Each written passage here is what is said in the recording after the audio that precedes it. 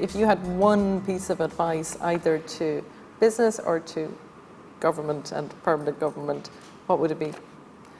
Probably to collaborate, to meaningfully collaborate. And that would include, because certainly in my visits to Ireland over the last couple of months, there's a lot of talk about industry advising government, a lot of talk about big business, big companies. And what I don't see in that space at all are very active open data groups in Ireland who are very committed to the public realm and who want to improve products and services and make better products and services. And it has to be a collaboration in the round.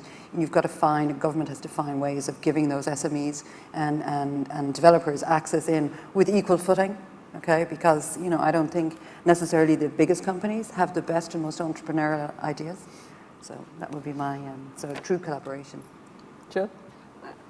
I would have to support the open data side of things. Right. And I know I've been here to talk about SMEs, and I should be saying that it's about, I would love to get all the SMEs, traditional businesses in a room and get them on the cloud and e-commerce, and we're doing that.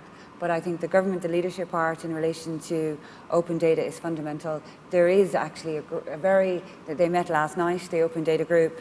Roisin Shortall, former Junior Minister for Health, actually addressed the last one I was at, and it was very interesting to hear her perspectives from inside government.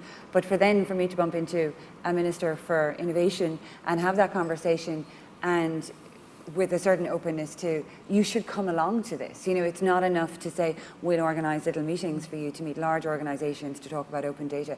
See what's actually happening on the ground, because that's what will give them the agility to do it. Emer and I had spoken about this, and you gave the example about somebody's going to win and someone's going to lose. I think there's only winners and losers if one person wants 100% of the pie and they don't want anyone else to have the rest of it. Everyone can be a winner if they all go into it and say, we're going to collaborate, and then there is no losing. Yeah. So I think if we could move towards that, I think would be. Yeah. Maurice, best small country to do business in and with? We are. We're with the most open economy in the world, as you all know. So we're completely impacted by things that happen that are outside of our control. But it is a great place to do business, and we found that anywhere we've gone, we're very, very well received. I think that we just should communicate it more when we get the opportunity to do it.